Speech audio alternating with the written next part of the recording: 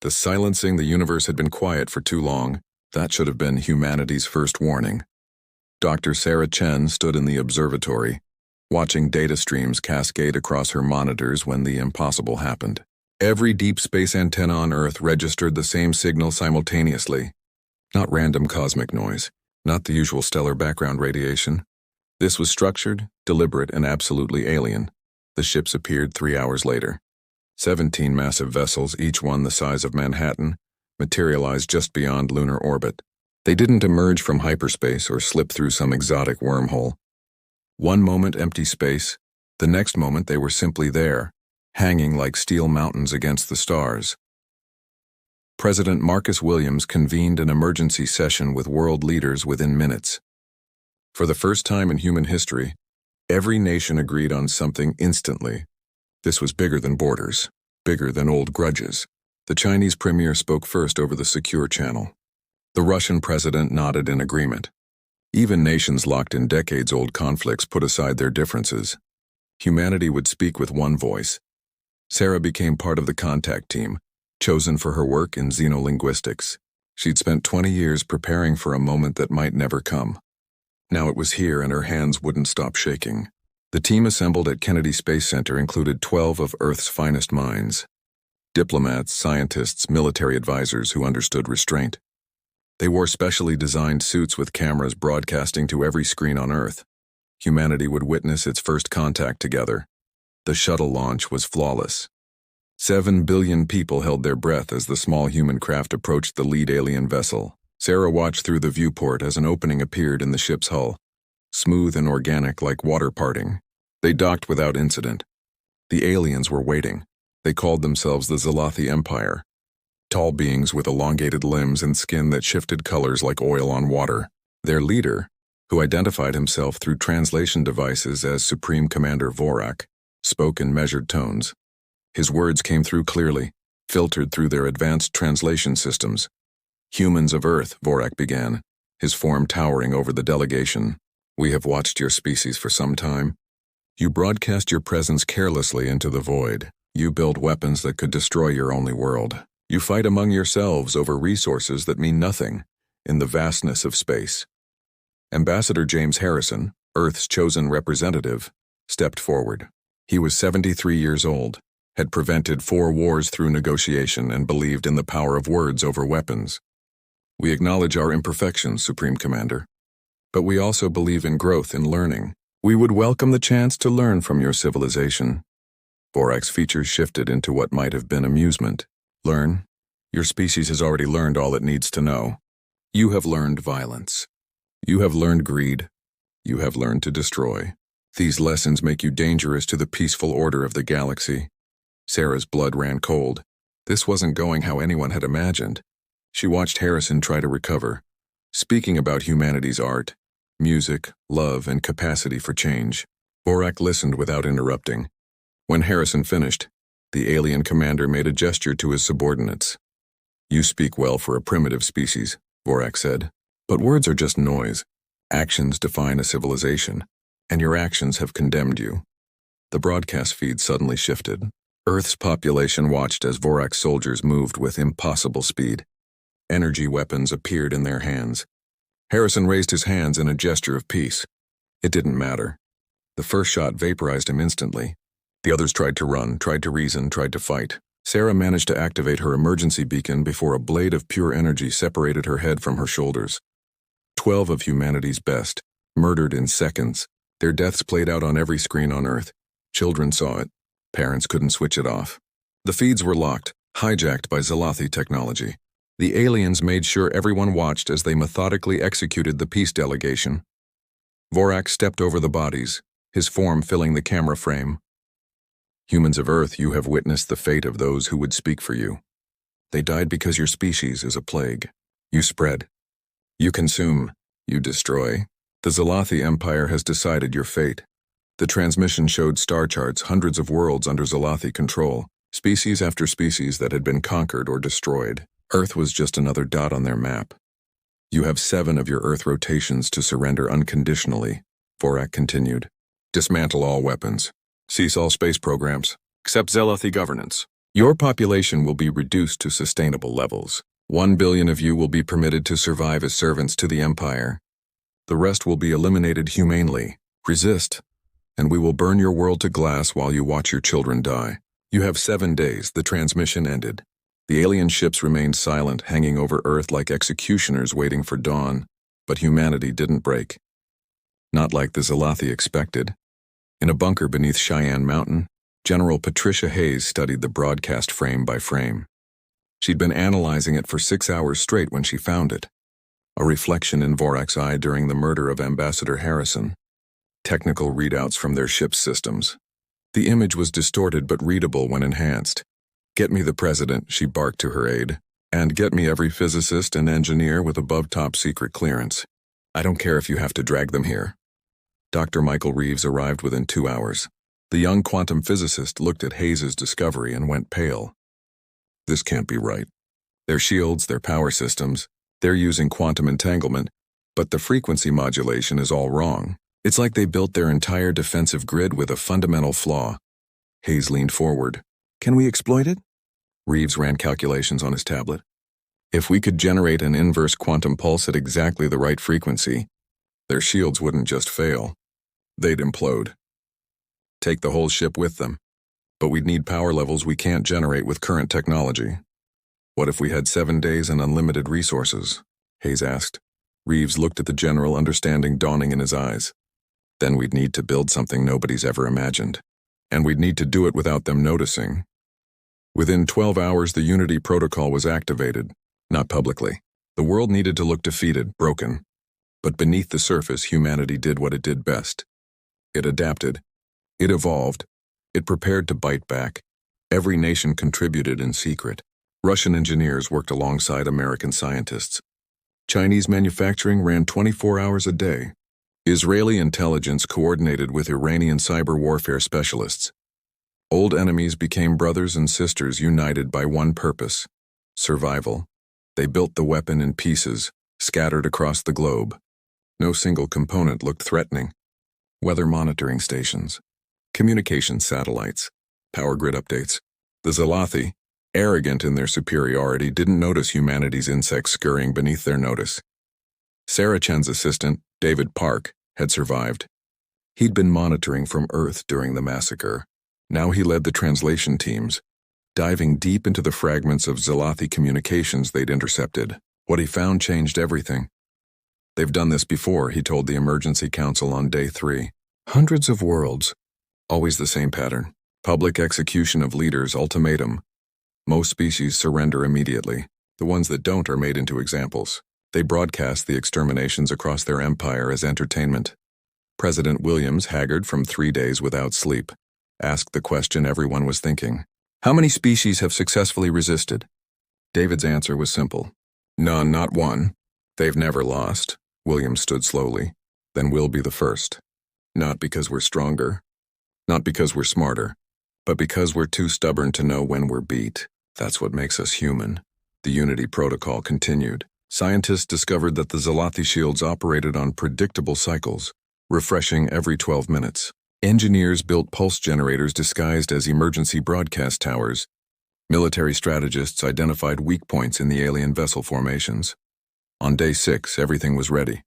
The world held its breath. Tomorrow, humanity would kneel or it would fight. There was no middle ground. That night, General Hayes stood before the assembled strike teams. These weren't just soldiers. They were teachers, doctors, farmers, parents, volunteers who understood they might not survive what came next. "Tomorrow they expect us to surrender," Hayes said. "They've conquered hundreds of worlds. They think we're just another primitive species to be crushed or enslaved. They killed our ambassadors. They threatened our children. They made one mistake." She paused, looking at each face in turn. "They pissed us off." The reckoning day 7 dawned gray and cold. Across Earth, people gathered in streets and homes and shelters. The Zalathi ships hadn't moved for a week, hanging in space like a sword over humanity's neck. At exactly noon GMT, Supreme Commander Vorak's transmission began. "Humans of Earth, your time has ended. What is your answer?" President Williams appeared on every screen, standing in the ruins of New York's Times Square. Behind him, thousands of humans stood silently. He looked tired, defeated. The performance was perfect. Supreme Commander Vorak, Williams began, his voice carrying the weight of seeming surrender. We have considered your terms. Humanity has made its decision. Vorak's form shimmered with satisfaction on the screens. Speak then, primitive. Accept your fate. Williams straightened. A small smile crossed his face. Our answer is simple. We've learned something about your empire. You've conquered the peaceful. You've destroyed the weak. You've enslaved the willing. But you've never met humans before. Our answer is no. Our answer is never. Our answer is bring it on, you bastards. The first pulse hit before Vorak could respond. Every disguised transmitter on Earth fired simultaneously. A coordinated quantum burst that erupted from the planet like an invisible scream. The Zalathi shields, so perfect and impenetrable, began to resonate at their own frequency. Within seconds, they turned inward. The lead Zalathi vessel imploded first. Sarah Chen's discovery had been right. Their own defensive systems became their destruction. The ship collapsed into itself. Metal and flesh compressed into a sphere no bigger than a basketball before detonating. The explosion was visible from Earth's surface, a new star born and dying in seconds. But humanity wasn't done. This was just the opening move. Hidden in the space debris that orbited Earth, thousands of modified satellites activated. Each one was small, insignificant, assembled from spare parts and obsolete technology. The Zalathi had ignored them as junk. Now they became weapons. Kinetic kill vehicles, nothing more than hunks of metal with attached engines, accelerated toward the alien fleet. Commander Vorak's second vessel tried to respond, weapon systems coming online. But the quantum pulse had done more than destroy shields.